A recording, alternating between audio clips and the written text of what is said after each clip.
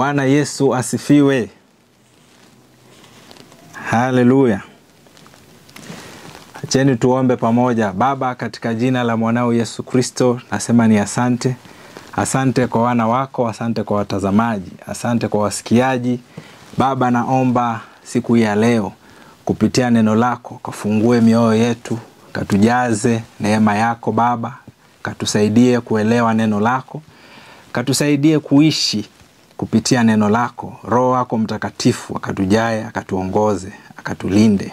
Baba, bariki watu wako, bariki watazamaji, bariki Yesu Kristo watakaonisikia. Naomba ukawasaidie walio na mahitaji mioyoni mwao. Baba, naomba ukawajibu. Naomba Yesu ukatusaidie, na ni katika jina lako takatifu meomba na kuamini. Amen. Bwana Yesu asifiwe. Yes, siku ya leo tunajifunza mafunzo kutoka kwa kitabu cha Wagalatia.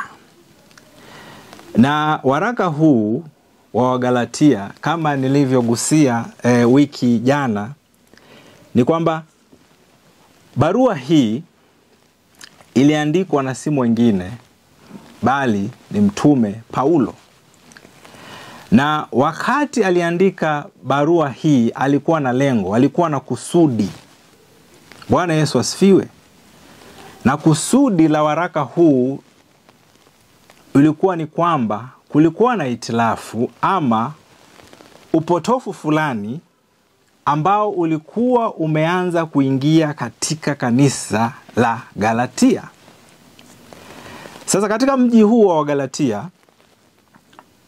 katika mkoa huu kulikuwa na makanisa ambayo Paulo alikuwa ameanzisha makanisa haya akiwa na mwenzake Barnabas katika safari yao ya kwanza wakiwa wakitoka Antioch. Sasa jambo kuu ambalo lilisababisha waraka huu kuandikwa ni kwamba kanisa la Mungu lilikuwa limeanza kupoteza mwelekeo. Sasa unaweza jiuliza, mambo haya yanaweza tusaidia aje sisi? Ngoja kidogo. Maana katika waraka huu ndipo Paulo anapoweka kabisa mambo ya kimsingi kuhusu imani, kuhusu kuenenda katika roho, na utofauti wa Mkristo na mtu wa dunia. Bwana Yesu asifiwe. Na pia jinsi ya Mkristo anavyoweza kuelewa ahadi zake Mungu kwa maisha yake. Bwana Yesu asifiwe. Sasa Paulo ambaye alikuwa ni mwandishi wa waraka huu, na waraka huu Paulo aliandika takriban miaka 48 ambapo ni baada ya Yesu Kristo. Na waraka huu Paulo aliandika ili kuweza kuwarekebisha waumini na pia kuweza kuwajibu wapinzani wake ambao walikuwa wanaenda kinyume na injili ya Kristo. Bwana Yesu asifiwe. Sasa Paulo anaanza waraka huu na kusema ya kwamba katika mstari wa chapter 1 verse 1 anaanza na kusema, Paulo mtume, si mtume wa wanadamu wala kutumwa na mwanadamu, bali na Yesu Kristo na Mungu Baba aliyemfufua kutoka kwa wafu. Sasa Paulo anaonyesha ya kwamba kwanza kabisa utume wake haujatoka kwa mwanadamu. Mbili, haukuwa mapenzi ya mwanadamu, bali utume wake umetoka kwake Mungu Baba pamoja na mwanawe Yesu Kristo. Sasa Paulo anautetea, anaonyesha, anatrace utume wake ulipotoka. Maana kuna watu, baadhi ya kikundi cha walimu hawa wa kutoka Uyahudi, walikuwa wanaenda nyuma na kusema ya kwamba Paulo hakuwa mmoja wa mitume 12 ambao walikuwa naye Yesu. Maana kuna kitu nafaa utambue hapa. Kulikuwa na taratibu fulani ambazo zingeweza kufanyika mtu aweze kuwa mtume. Jambo la kwanza ilikuwa ni mtu huyu lazima akue alitembea na Yesu.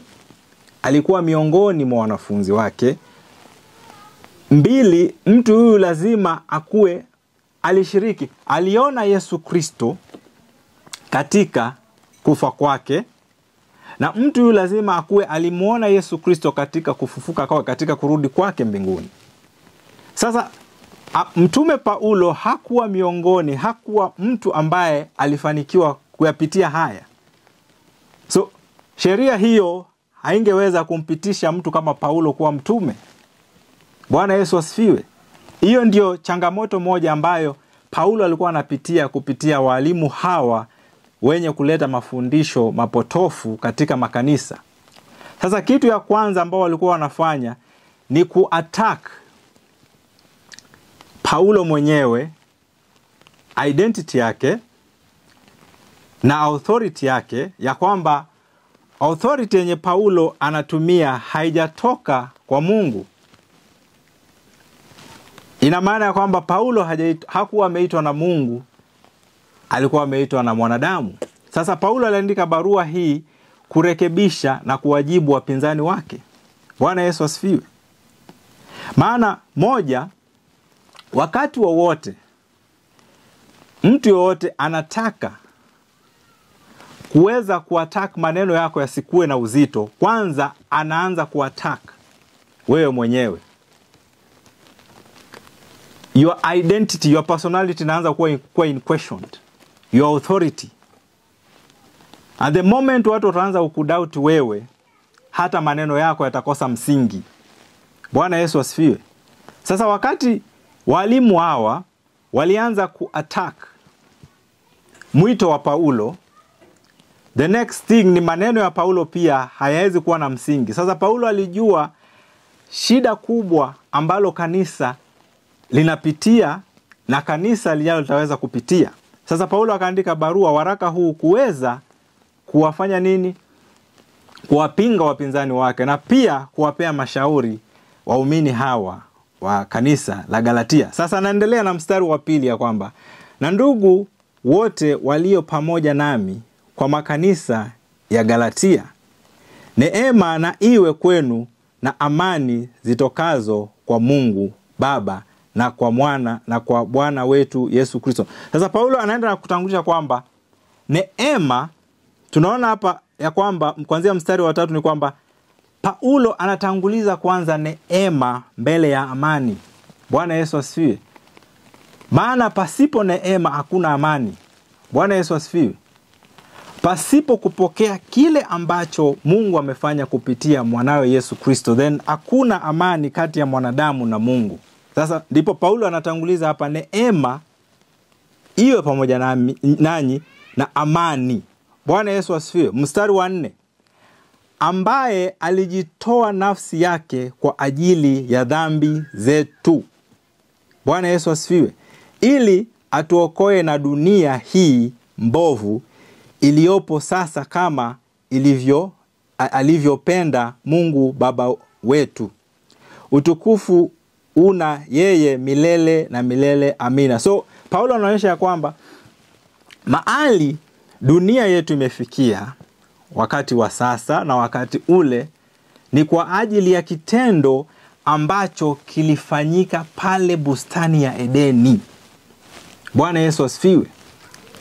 Wakati mwanadamu alikuwa na mamlaka na mwanadamu akapoteza mamlaka yake, dhambi ikaingia duniani. Na wakati dhambi iliingia duniani, then kukakuwa na uharibifu. Bwana Yesu asifiwe. Na kupitia hiyo ndipo Paulo anaonyesha kwamba the only way solution, kutakuwa na suluhu, ni kile kitu ambacho Bwana Mungu wetu amekifanya kupitia mwanawe Yesu Kristo, ambaye alijipeana, alitoa nafsi yake kwa ajili ya dhambi zetu. Bwana Yesu asifiwe. So wakati Yesu alimwaga damu yake msalabani, damu hiyo ilikuwa imebeba uhai. Maana maandiko yanatuambia katika kitabu cha Mambo ya Walawi ya kwamba uhai wa mnyama ukatika damu. Bwana Yesu asifiwe. So wakati Yesu alimwaga damu yake, ni uhai wake uliokuweko ndani ya damu uliomwaika. Bwana Yesu asifiwe. That's why anaitwa our substitute. Kuna video nimefanya kuhusu mambo ya upatanisho. Kiangalia katika YouTube channel unaweza kuiona. Naongea sana kuhusu sadaka hizi, kuhusu mambo ya damu. Bwana Yesu asifiwe. So Paulo anaendelea kusema ya kwamba mstari wa 6. Sasa hili ni jambo la kushangaza. Anauliza hivi: na staajabu kwa kuwa mnamwacha upesi hivi yeye aliyewaita katika neema ya Kristo na kugeukia injili ya namna nyingine. Bwana Yesu asifiwe. Sasa sababu ya walimu hawa waliokuwa na mafunzo potofu, nia yao kubwa ilikuwa ni kutoa Wakristo katika uhuru ambao walikuwa nao ndani ya Yesu. Bwana Yesu asifiwe. Unajua shetani anaitwa yeye ni prince of the kingdom of darkness. So watoto wa Mungu nao wako katika ulimwengu wa light. Bwana Yesu asifiwe. Na light ni neno la Mungu. So na light ni Yesu. In the beginning was the word, and the word was with God, and the word was God. So wakati shetani anataka kukupiga vita, kitu ya kwanza atafanya, anajaribu kukutoa katika kweli, katika light. Because hawezi kukuacha kukiwa ndani ya light. Lazima uje katika mazingira yake ambayo ni giza. Giza in the Hebrew language, tunapotumia neno giza katika Kiebrania lina maana sawasawa na ignorance. Na saa zingine nuru, light, Kiebrania lina maana sawasawa na knowledge. So shetani anataka sana ukunyang'anya ile kweli ambayo umeishika. Akisha kufanya uweze kudoubt hiyo kweli. Na kweli huyo ni Yesu, kweli ni mtu. Akisha kunyang'anya ile kweli, na kweli hiyo ndio imeshikilia ahadi zako zote, then anakuweka mahali pabaya. Anakuweka kwa maisha ya kudoubt. Hapo ndipo shetani anaweza kufanikiwa kufanya nini? Kumchallenge mtoto wa Mungu. Bwana Yesu asifiwe.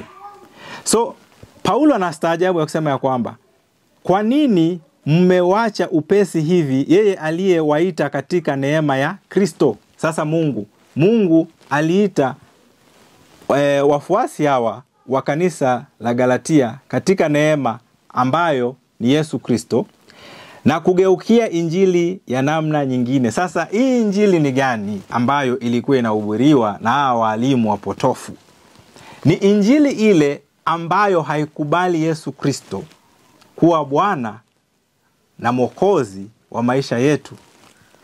Injili ambayo inapinga wokovu kupitia neema na amani. Ni injili ambayo inakushawishi, injili ambayo inakufanya wewe uishi maisha yako kupitia matendo. Bwana Yesu asifiwe. Yaani usikubaliane na kile ambacho Mungu amefanya. Bwana Yesu asifiwe.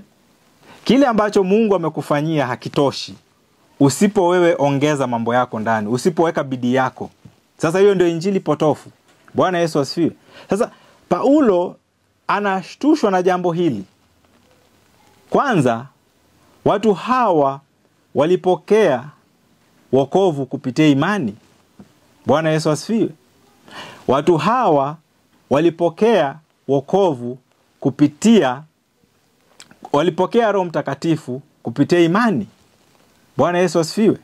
Sasa imekuwaje tena wameacha imani, wameacha kumtumainia yule Mungu aliyewaletea wokovu kupitia Yesu Kristo, wamerudia sasa kufuata tena kanuni na taratibu za Kiyahudi. Bwana Yesu asifiwe. Ambapo taratibu hizo ni kwamba Wayahudi wanaamini mpaka waleo ya kwamba kwao Masia hajazaliwa, bado wako on the waiting. So wanaonyesha ya kwamba ili wewe uweze kuwa mkamilifu, ili wewe uweze kutimilika kuingia katika ahadi za Mungu, lazima uishi kupitia kumfurahisha Mungu. Na njia hiyo ni kupitia nini? Matendo. Ya kwanza ilikuwa ni tohara. Bwana Yesu asifiwe. Ingine ni kuzishika amri za Musa. Bwana Yesu asifiwe. So Paulo alishangazwa sana na hatua hii ambayo wapendwa hawa waliichukua. Bwana Yesu asifiwe. So Paulo anaendelea katika mstari wa 7. Wala si nyingine, lakini wapo watu wawataabishao na kutaka kuigeuza injili ya Kristo. Bwana Yesu asifiwe. So Paulo anatuonyesha kwamba hakuna injili nyingine. Injili ni moja. Injili maana yake ni injili, good news. Ni moja tu. Lakini hawa watu wanajaribu kuipendua ionekane kwamba ni injili nyingine. Lakini injili hiyo si nyingine bali ni mafunzo mapotofu. Kumbuka shetani, kama kuna mahali shetani anaishi ni kwa makanisa. The devil has no business kukaa huko kwa giza. No, lazima akue kwa field afanye kazi. So kama kuna mahali kuna kuanga na shida kubwa sana, ambapo maandishi haya Paulo, kwa nini nasema hivyo? Maandishi haya kuandikiwa watu wa dunia, maandishi haya yaliadresiwa watu wa makanisa kujichunga. Maana watu hawa ambao walikuwa wanapotosha wokovu hawakuwa watu wengi, walikuwa walimu. Ni watu ambao walikuwa wanakuja wanasimama katika madhabahu wakifunza injili potofu. Na hivyo ndivyo shetani anavyofanya. Wale watu shetani anahitaji wako kule nje, wako makanisani. Hana haja na wale wake. Anataka wale wengine ambao wako katika kanisa. Sasa huko ndio field work inafanyika. Bwana Yesu asifiwe. Ndipo unakuta maandiko yanatuambia kwamba nyakati za mwisho kutakuwa na manabii wa uongo, kutakuwa na walimu wapotofu. Just look at their, angalia vitu mafunzo wanayofunza, angalia maisha wanayoishi. Kuna vitu viambatani, kuna mahali kuna disconnection. Bwana Yesu asifiwe. Na baadhi ya mafunzo ambao watu hao wanapinga sana ni mafunzo yake Paulo. Bwana Yesu asifiwe. So Paulo anaendelea kusema ya kwamba katika mstari wa 8, lakini ijapokuwa sisi au malaika wa mbinguni atawahubiri ninyi injili yoyote isipokuwa hiyo tuliyowahubiri, na alaaniwe. Sasa Paulo anatumia sasa authority yake kama mtume ya kutamka laana kwa wale wote ambao wanatumia fursa ya kufunza madhabahu, kufunza injili nyingine ambayo ni potofu, injili ambayo haiambatani na injili ya kweli, injili potofu. Maana the injili, the good news, haijakuja kukufunga. The good news imekuja kukuweka huru. Bwana Yesu asifiwe. Yesu alikufa ili tuwe huru. Sasa tena mtu anakuletea masharti mengine, unaanza kuingia katika mikogoro yenye uelewi. Hivyo ni vifungo tena. You are supposed to be free. Bwana Yesu asifiwe. Na sasa utajuaje injili potofu ama mafunzo potofu? Mafunzo potofu ni yenye yanataka kuweka katika inaitwanga regularities. Ni kama religion. Lazima ufanye hii, ufanye hii. Toa hii, toa hii. Toa hii, toa ile. Weka hii, ongeza hii. Yesu alishaongeza yote. 1+1 Jesus. 2+ kila kitu Yesu alishaongeza akatoa. Na Mungu akafurahishwa na hicho. Hivyo ndivyo maandiko yanatuonyesha. Bwana Yesu asifiwe. You cannot buy your way to the Father. Jesus is the only way. Anasema ya kwamba he is the way, the truth and life. Hakuna awezaye kumkaribia Mungu kama si kupitia mwanawe Yesu Kristo. Hivyo ndivyo maandiko matakatifu yanavyotuambia. Bwana Yesu asifiwe. So no matter how much you sweat for God, no. Alishatosheleka na kile ambacho mwanawe alimfanyia. Bwana Yesu asifiwe.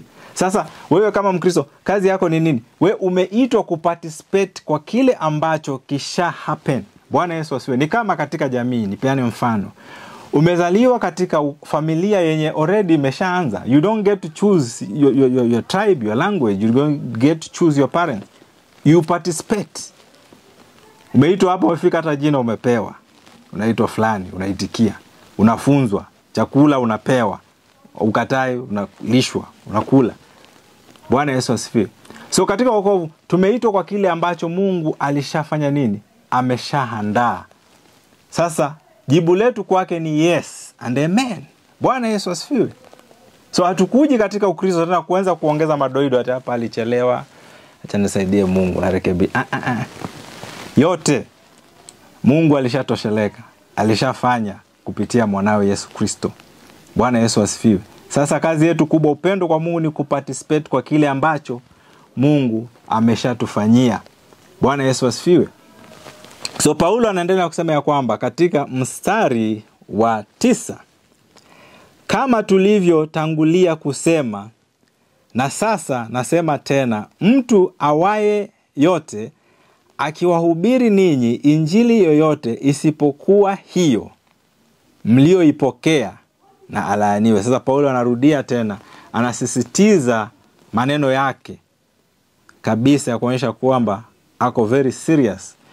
Mstari wa 10, maana sasa je, ni wanadamu ninao washawishi au Mungu? Au nataka kuwapendeza wanadamu? Kama ningekuwa hata sasa na wapendeza wanadamu, singekuwa mtumwa wa Kristo. Sasa Paulo anaonyesha ya kwamba Paulo anatoa matamshi haya ya Paulo yanakuja kulingana na Paulo vile alivyokuwa. Ni kama anajaribu kutuonyesha ushuhuda wake kabla hajampokea Yesu. Maana Paulo, jambo la kwanza, Paulo alikuwa amesomea dini ya Kiyahudi na ni Mfarisayo. So Paulo alielewa taratibu. So Paulo anasema ya kwamba kama ingekuwa ni kumfurahisha mwanadamu, ako na watu walio mproduce, lecturers, walimu wake. Bwana Yesu asifiwe. So Paulo angeendelea na hiyo taratibu, maana kwanza Paulo before aweze kupatana na Yesu, Paulo alikuwa mpinga Kristo. Paulo alikuwa analitesa kanisa la Mungu. Hapo ndipo alikuwa anafurahisha wanadamu, wale ambao walimwajiri kufanya mambo haya. Bwana Yesu asifiwe. Lakini Paulo alikataa kitendo hicho, maisha hayo ya kumfurahisha mwanadamu. Anaendelea kusema ya kwamba, kwa maana ndugu zangu, injili hiyo niliyowahubiri na wajulisha ya kuwa sio ya namna ya kibinadamu. Bwana Yesu asifiwe. Anaendelea kusema ya kwamba, kwa kuwa sikuipokea kwa mwanadamu wala sikufundishwa na mwanadamu, bali kwa ufunuo wa Yesu Kristo. Sasa Paulo anaonyesha kwamba injili yake ilikuwa injili ya kipekee, maana ilikuwa ni ufunuo kutoka kwa Yesu Kristo. Wakati Paulo aliokoka, ilimpendeza Mungu kumfunulia Paulo mwanawe Yesu Kristo. Sasa ndipo Paulo injili yake ilikuwa ni kuhusu Yesu Kristo peke yake. Hakuhubiri mambo mengine. Mstari wa 13, maana nimesikia habari za mwenendo wangu zamani katika dini ya Kiyahudi. Maana mmesikia habari za mwenendo wangu, kwamba naliliudhi kanisa la Mungu kupita kiasi, nikaliharibu. So Paulo anapeana testimony yake, maisha yake kabla hajampokea Yesu. Alikuwa maisha hatari kabisa. Alikuwa mpinga Kristo, alikuwa analiharibu kanisa la Mungu. Mstari wa 14, nami naliendelea katika dini ya Kiyahudi kuliko wengi walio hirimu zangu katika kabila yangu, nikajitahidi sana katika kuyashika mapokeo ya baba zangu. Sasa Paulo anaonyesha kwamba Paulo katika usomi wake, Paulo alikuwa msomi sana katika sheria hizi za Kiyahudi, maana alikuwa Mfarisayo. Na Paulo katika usomi wake aliwapita alizidi hata wale ambao walikuwa kiwango chake. Haleluya. Na Paulo aliwashinda hata wa kabila lake, maana kabila la Paulo ni kabila la Benjamin. Ametoka from the tribe of Benjamin. Bwana Yesu asifiwe. Sasa Paulo anaendelea kusema mstari wa 15, lakini Mungu aliyenitenga tangu tumboni mwa mama yangu akaniita kwa neema yake, alipoona vema kumdhihirisha mwanawe ndani yangu, ili niwahubiri mataifa habari zake. Mara sikufanya shauri na watu wenye mwili na damu. Sasa angalia, mwanzo wa mtu hauwezi determine mwisho wake. So tunaona ya kwamba ingawaje Paulo mwanzo wake haukuwa mzuri, Paulo kwanza alitesa kanisa la Mungu. 2, Paulo alipinga kabisa Yesu kuwa Mesaya. So Paulo kupitia haya yote anatuonyesha ya kwamba Mungu alimtenga tangu akiwa tumboni mwa mama yake kuwa mtume. Sasa tafakari mambo haya. Bwana Yesu asifiwe. That's why unaambiwa katika maisha usikue wa haraka wa kujaji mtu just because mtu maisha yake inaonekana haieleweki. Hujui mtu huyo atakuwa nani kesho. Hujui mtu huyo Mungu amemwandalia nini kesho. Sasa angalia maisha ya mtu kama mtume Paulo, mwenye alikuwa kwanza anaangamiza watu. Alikuwa anaua wateule. Stefana aliuawa chini ya miguu ya Paulo. Lakini angalia, kumbe Mungu alikuwa amemuita. Mungu alikuwa ashamtenga. Bwana Yesu asifiwe. So haijalishi maisha yako hali gani leo. Haijalishi maisha ya mtoto wako yako hali gani leo. Haijalishi maisha ya mume wako, mke wako, watoto wako, ama maisha yako yenyewe yako hali gani leo. Zidi kuomba Mungu na kuombea yule mtu unayempenda, maana hujui mpango wa Mungu na huyo mtu kesho ni gani. Bwana Yesu asifiwe. Na utakuwa one of the people wenye watafurahi sana, maana walihusika katika kufanya mapenzi ya Mungu yatimie. Bwana Yesu asifiwe. So Paulo alianza vibaya, lakini angalia the finishing. Alimaliza kama mtume. Bwana Yesu asifiwe. Amen. So Mungu wetu ni Mungu wa ajabu. Mungu wetu ni Mungu wa kutushangaza. Kila siku tutaona mambo makuu na ya ajabu. Sasa Paulo anaendelea kusema ya kwamba katika mstari wa 17, wala sikupanda kwenda Yerusalemu kwa hao waliokuwa mitume kabla yangu, bali nalikwenda zangu Arabuni, kisha nikarudi tena Dameski. So Paulo anaonyesha kwamba wakati Mungu ilimfurahisha Mungu kumdhihirisha mwanawe Yesu Kristo katika maisha yake, Paulo hakwenda kupata ushauri kutoka kwa wanadamu, alienda Arabuni. Bwana Yesu asifiwe. Na wakati alitoka huko akarudi akaja Damascus. Haleluya. Sasa angalia katika mistari katika Wagalatia. Hiyo Wagalatia 5. Wagalatia 5.